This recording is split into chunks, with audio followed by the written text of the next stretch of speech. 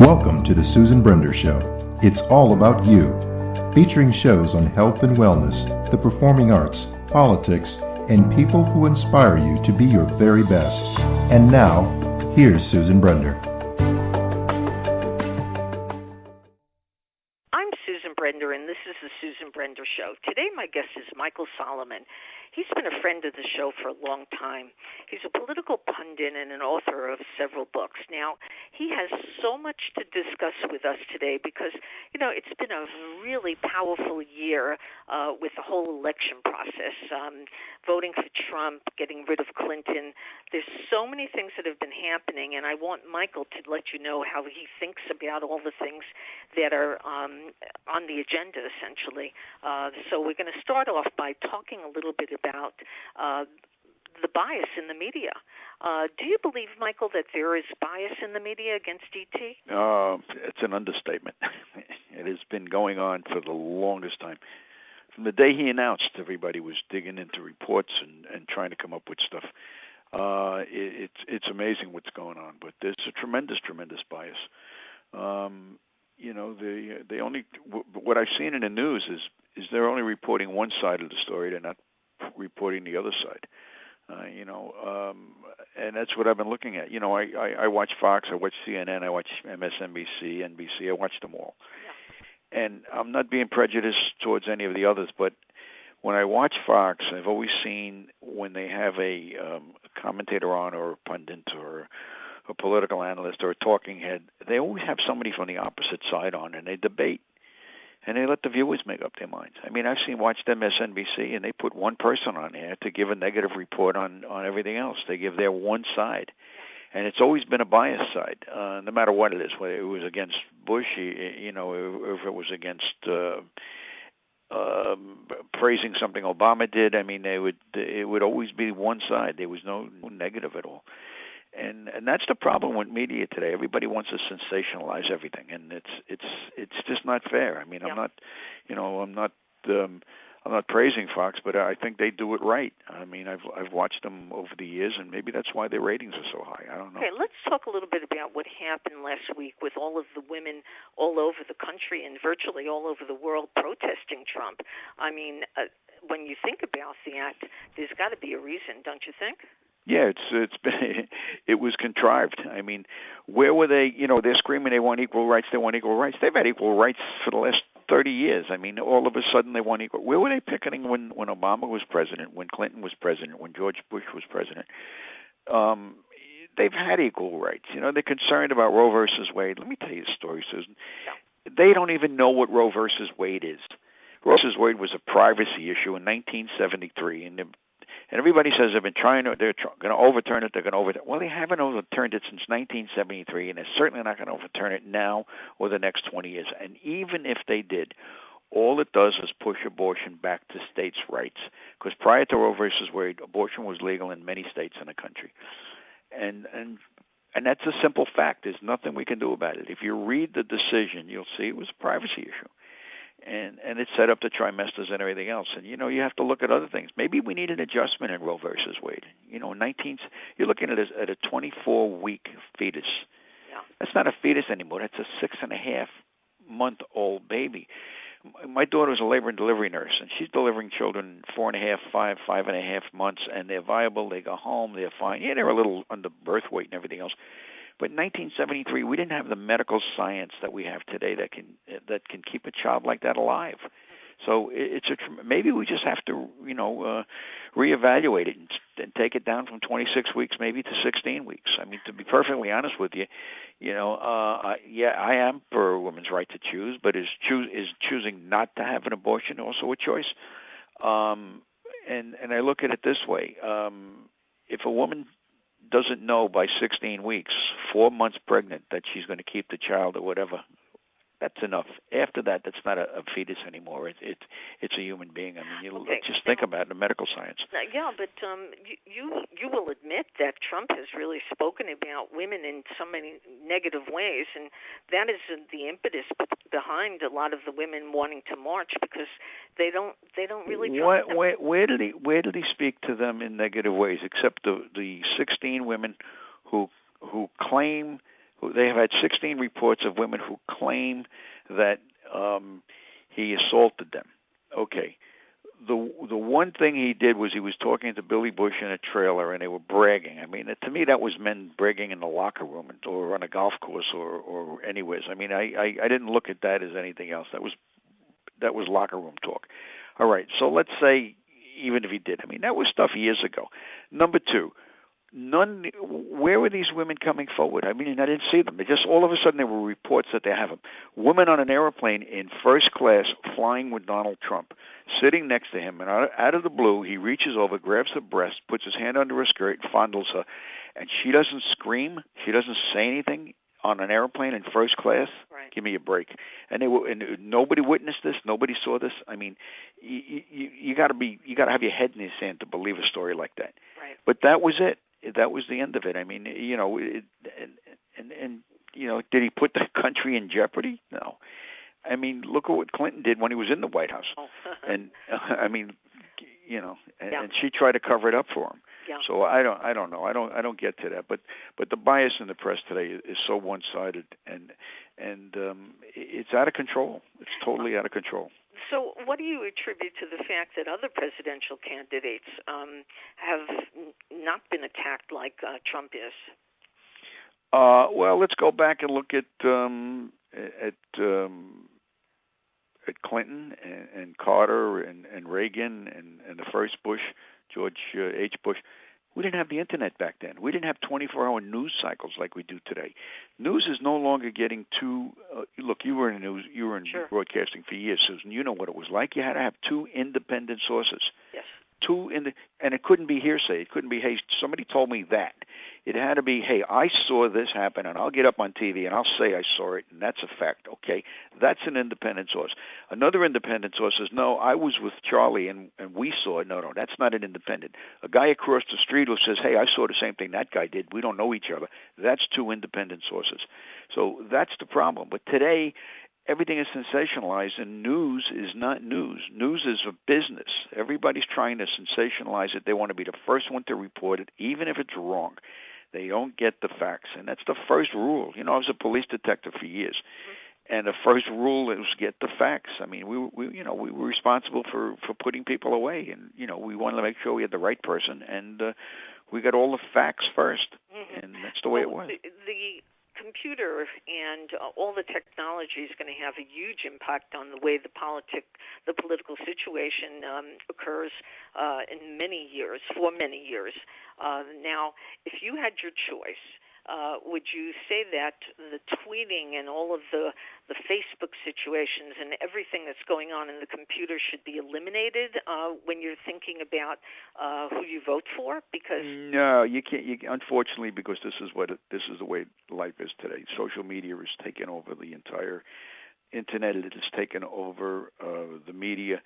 And it is getting out of hand. I mean, people can tweet something and they can blog something, and somebody in the media reads it and they pick it up, and the next thing you know, it becomes gospel. Oh, this guy said. Well, who is this guy? Nobody bothers getting the facts, and that's the problem today. I mean, look what happened over the weekend, and they sensationalize everything. I mean, it was just absolutely nuts. What happened over the weekend? They started with the first press conference that was had. And what did we have? We had Sean Spicer getting up there, and he was talking about the press. This one reporter who tweeted out that Trump removed the statue of Martin Luther King from the audience, the bust. Didn't happen. You know, he didn't check it out. He didn't look at it. He didn't call anybody and say, hey, was that bust removed? No, he just reported it. Why? Because he looked around the office and he didn't see it. Well, somebody was standing in front of it, or maybe it was behind a desk or whatever, but it was still there. So, you know, they moved it from one side of the office to the other side. Big deal. So that's what happens. But it's out of control. It's out of control. And then you had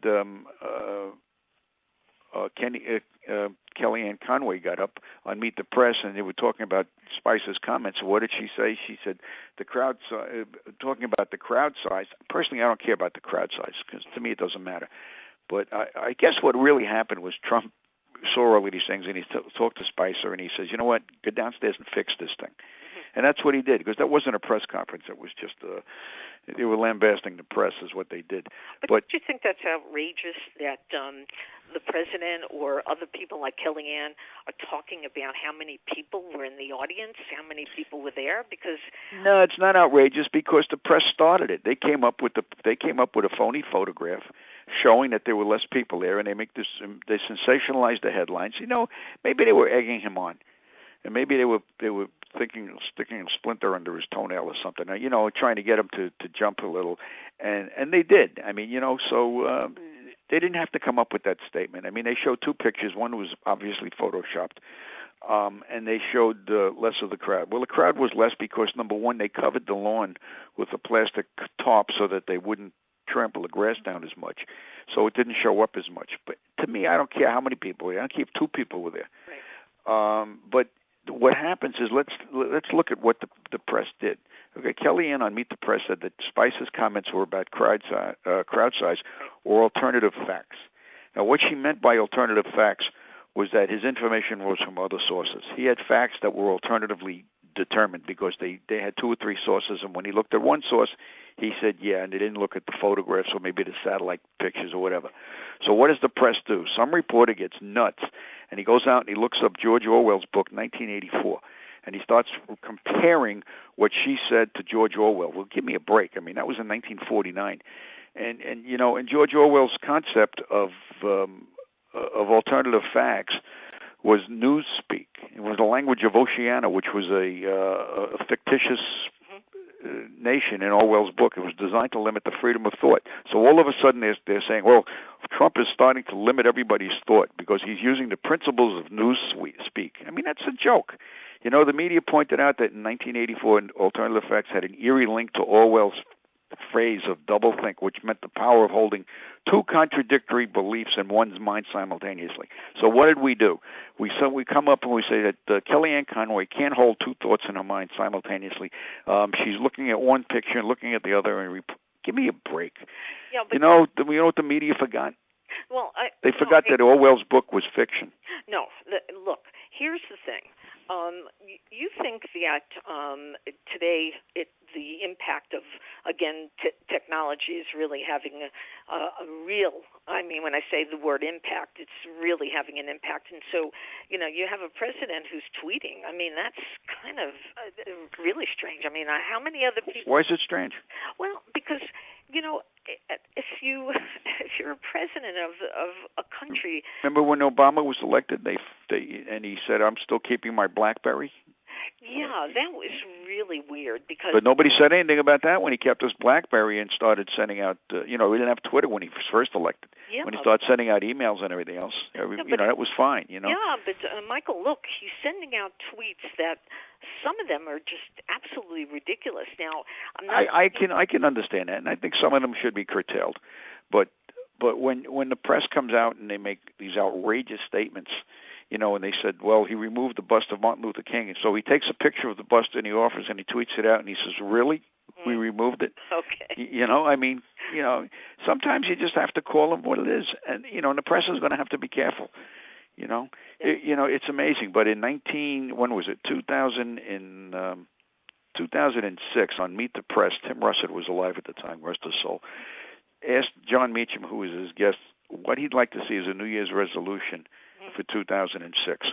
This was New Year's Day 2006, and John said, I'd like to see the press breaking the news, not making up the news. If you tell the truth, you don't have to Google it. And that was the editor of Newsweek magazine. Yeah. So, that's what the press is doing. They want to be the sensationalist. And look what happens. Look what happened to the writer for Saturday Night Live the other night. She came out with a tweet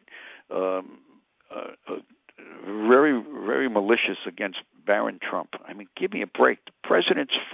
All presidents' families from time immemorial have been off limits. Yeah. So she got fired. You know what? She'll probably get picked up and she'll have a show on MSNBC like Brian Williams did for lying. Right. Now they made him another hero. Yeah. Yeah. All right. So let's move on a bit. Sure. What should the media do to correct these negative feelings most Americans have towards them being honest? I mean, there's got to be something that we can do. Because sure. If this continues, and don't you agree with me? If this continues, it's going to be like a foolish and a ridiculous thing. What the media should do is going on. What the media should do to correct the problems of this, very simply, it's an easy thing to do. Start by finding reliable sources. Start vetting your speakers. If somebody says something, vet it. Find out where it came from. Don't start using hearsay and all kinds of, I read this on the internet. Give me read this on the internet. That makes it gospel. This is not a Bible. It's the internet. Things change every minute. They must vet it, and they've got to tell it like the facts. Let everybody else make up their own mind. Yeah. All right. You've got to have reliable sources. I hear and you. Name them. Don't give me this. You know what I hear? I love this. A reliable source in the White House said. Well, who is your reliable source, and who is he, and what did he say? Yeah. And let's question him. Put him on tape. Put him on the record, and let him tell me. Then I'll believe it. Yeah, okay. Well, that makes sense to me. But another thing that I find very interesting is that Obama he bought a place in Washington, in D.C., and people say that he's going to have a real handle on what goes on in the Trump administration. He's going to kind of, if they don't do something right, he's going to try to tell the people of the states that there's something going on that they're not black. What's going on? Why wasn't it? It's amazing, but George Bush left office and he went out to Texas and he went home and that was it. He hasn't said a word in 8 years that Obama was president. Yeah, what do you and all presidents do that. From Harry Truman back on, he got in his car, he drove home to Independence. Eisenhower retired, and the only time he spoke to Kennedy is when Kennedy called him up on the Bay of Pigs and said, "You know what? I need some advice on this. What do we do?" And that was it. Because why did he do that? Not because he was former president, because he was a general in the Army. He's a 4-star general, and 5-star general, I think. And that's why he asked for his advice, not so much because he was prior president. And if Obama thinks he's going to sit in Washington and look over Trump's shoulders every time he signs something or he makes a suggestion about something, he's going to be well mistaken. Because there isn't a president in the history of this country that's ever done that. Yeah, okay. So now let's talk about the future. I know you can't read the future, but in your opinion, is the attitude that people have for Trump going to change? Is it going to be better? Is it going to be positive? Because do you believe that he's going to do the things that he said? I mean, make America first, make America great. When you hear that, what do you think about that? I mean, make America great. What does that mean? Well, what it means is that we have been going downhill for the last 20 years in the eyes of the rest of the world.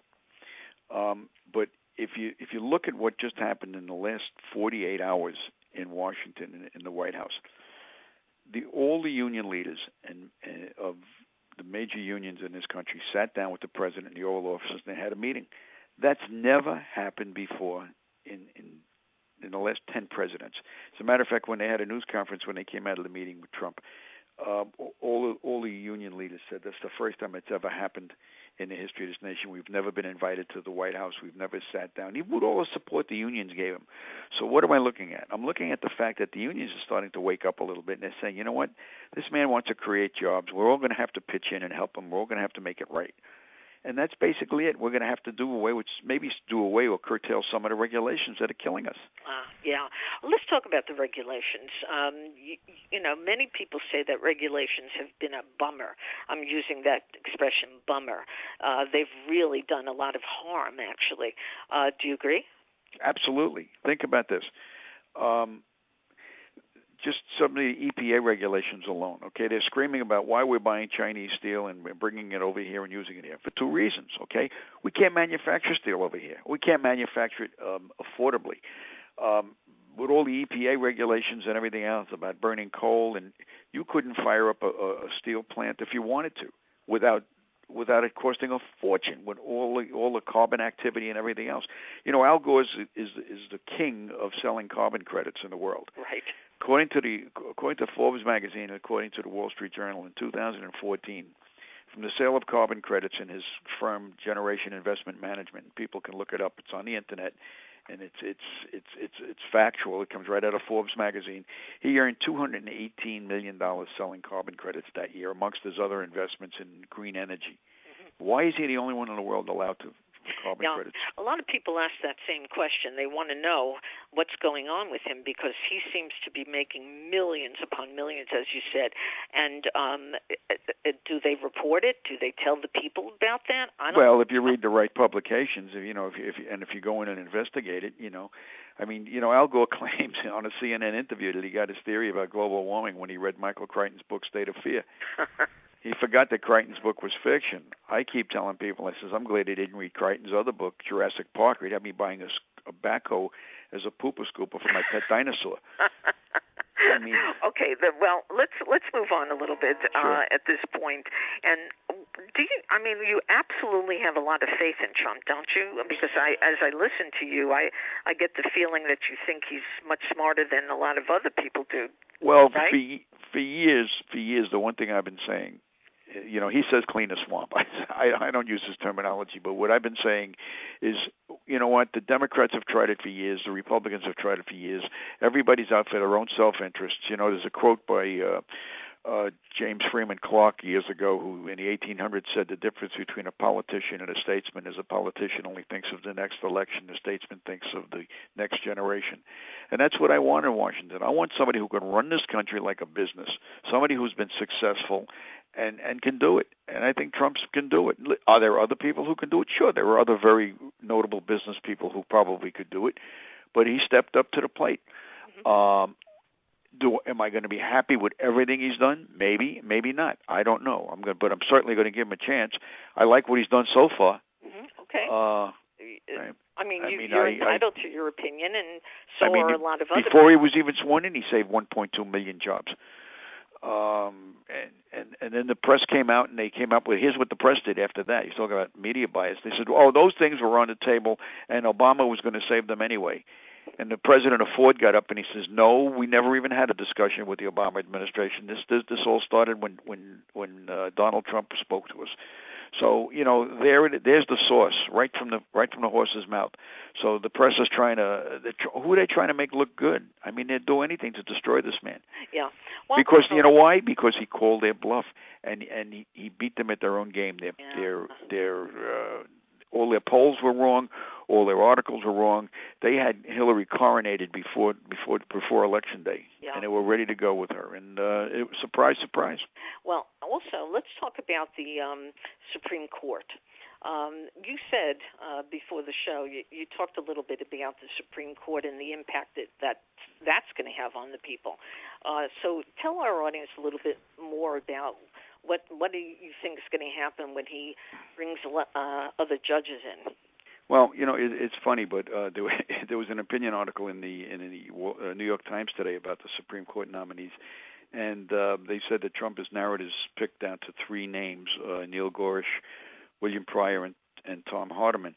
I don't want to go into their bios. I don't want to waste all your time. But one of the closing remarks in the opinion editorial was, it said, whoever Trump chooses, don't forget that the Senate Republicans stole this seat from the president, who rightly should have filled it.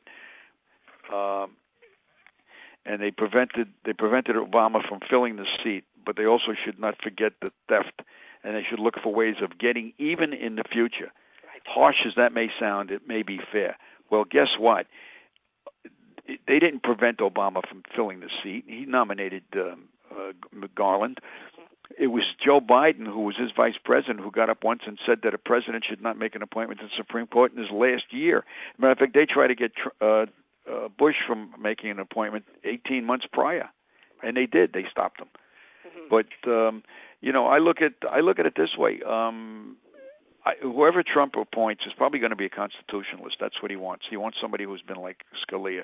But besides Scalia's vacancy, you got to understand this. The three oldest people on the bench right now is Anthony Kennedy, who's 81, mm-hmm. Justice Ginsburg, who's 84, and Breyer, who's going to be 79 in a couple of months. We don't know how long Ginsburg, because she's been hinting about retiring here and there, and I don't think she's going to retire until they carry her out. Right. Unfortunately, because I like her as a person, but she's so far left that all she wants to do is stay there just to keep the seat occupied. Well, that's not what I want anybody just to sit there to keep the seat occupied. I want somebody who's going to do something. And she believes the Constitution should be legislated from the bench, and that's not the way it's supposed to be. Right. Yeah, I hear you. There's been a tremendous amount of appointments over the years. I mean, we go back and we look, we can go all the way back. Nixon had 4. Eisenhower had 5 appointments to the bench. Franklin Roosevelt had 8, wow. Believe it or not. George Washington had 10. There were only 9 members of the court. I think somebody passed away and he had to appoint someone else again. Right. Reagan had 3, and Barack Obama had 2. Yeah. And George Bush had 2. So it's not, it's not like it's very possible. It's very possible that Trump can have as many as 3 or 4. Right. And aren't people very nervous about that because they feel that the people that he'll bring on the court are, you talked about the left before, well, they're pretty right, and that's going to affect a lot of people who really don't like conservatives. I mean, what do conservatives do? They hold up the Constitution. What was the foundation of this country, the Constitution? Why should we knock it to pieces? Well, they're afraid that they're going to overturn Roe v. Wade, and they've tried. They've had a conservative Supreme Court before. Many times since 1973, they've never turned over Roe versus Wade. And if they turn over Roe versus Wade, Susan, all that's going to do is put abortion rights back in the states. And people, prior to Roe versus Wade, you can get an abortion in the United States. I think it was 22 states where it was legal. And all Roe versus Wade did was make it was a privacy issue, and they laid it out that way. And that's what people have to look at. It's going to go back to the states. So if you live in New York and they say you can get an abortion, but you can't get one in New Jersey, so you cross the George Washington Bridge and you go see a doctor. Yeah. I mean, it's not like we're gonna stop you from doing things. I mean, look at gay marriage, right? Mm-hmm. Until the Supreme Court decision last year, it was legal in half a dozen states. Right. So, okay, marijuana is legal in half a dozen states. So I mean, so all of a sudden, that's all that's going to happen is it's going to go back to the states' rights. Yeah. It's just like Obamacare that they're finally going to redo. It's going back, and they're going to make the states, be the guardians of it. Yeah, yeah. All right. So the last question, or actually the next question, I should say, is about immigration. Trump is, he wants to build these walls between Mexico and us, and he also wants to keep out a lot of different ethnicities from different places around the world. So what do you think about that? Because a lot of people are very nervous about it. They say it's not fair. It's just not fair. Do you think it's fair or not? Ask Andrea Merkel. Okay. So Andrea Merkel. Ask Theresa May in London. Yeah. Okay. All right. How many? Ask some of the people in Minnesota who were involved in that mall shootout by the illegal Syrian who came in here. Actually, he was wasn't a Syrian, but he came through Syria to come in without vetting. Right. I mean, how can we vet these people? There's no records over there. They come in with false passports all day long. We don't know who they are. Yeah. He's not going to lock up the borders and say nobody comes in here. People have to understand a little bit of history.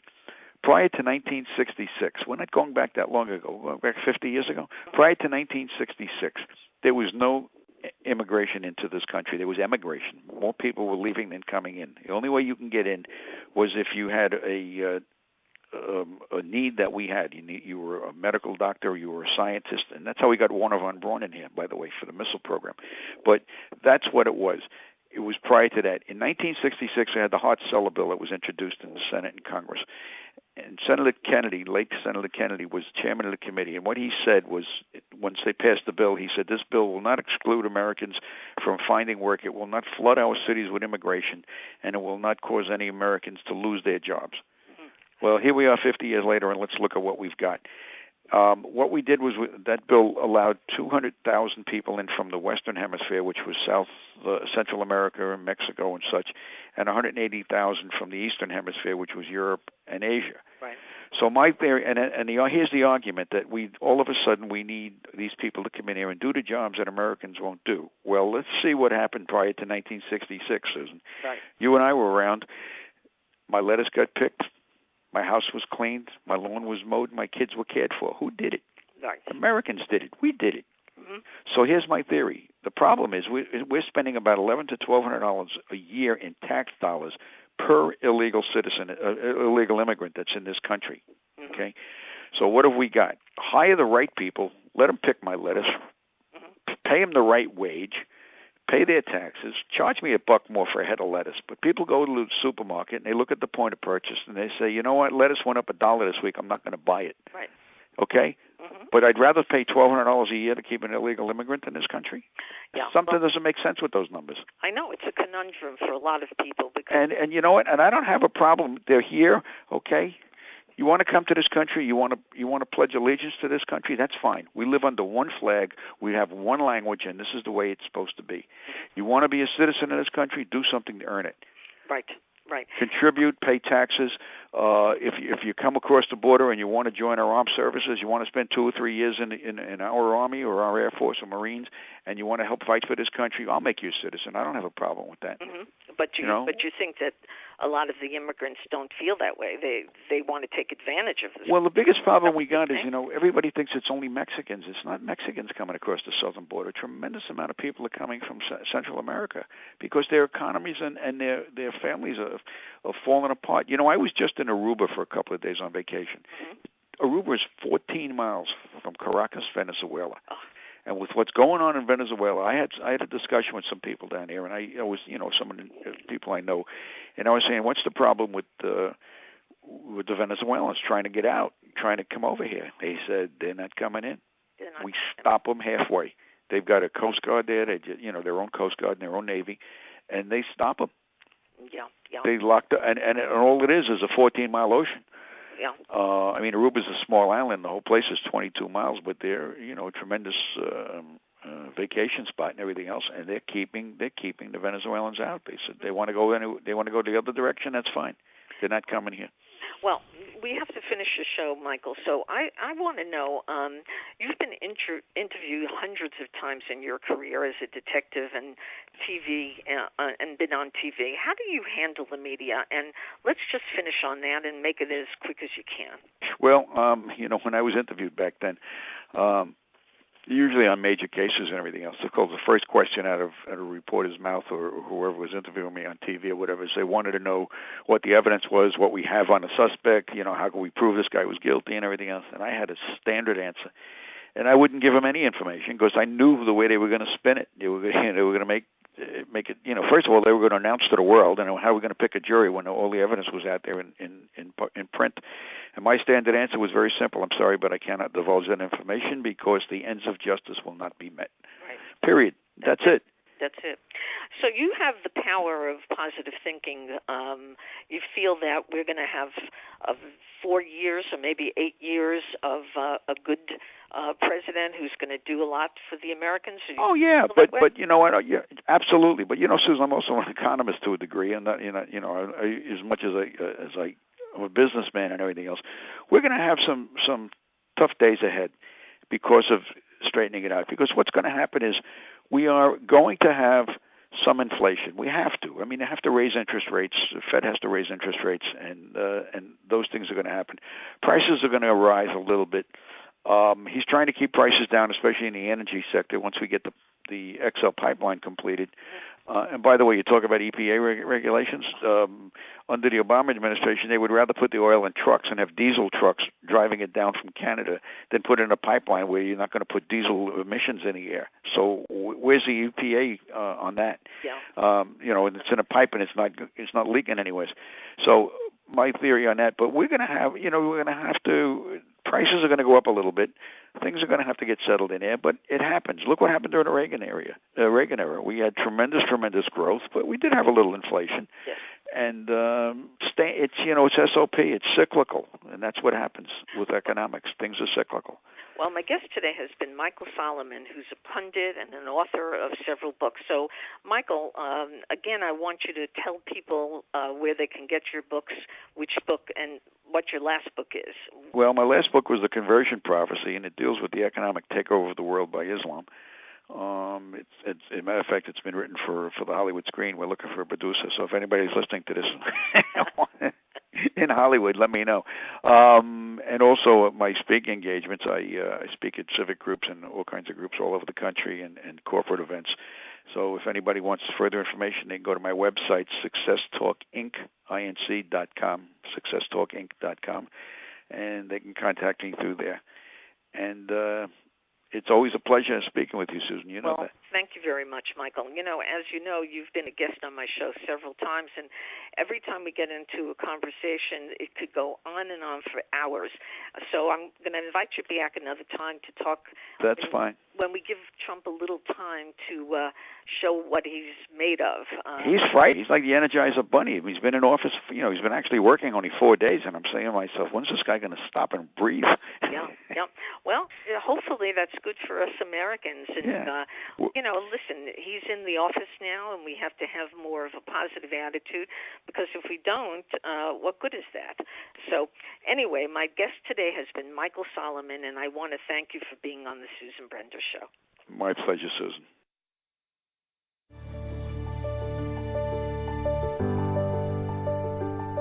Thank you for listening to the Susan Brender Show. To be a guest, email sebrender@yahoo.com.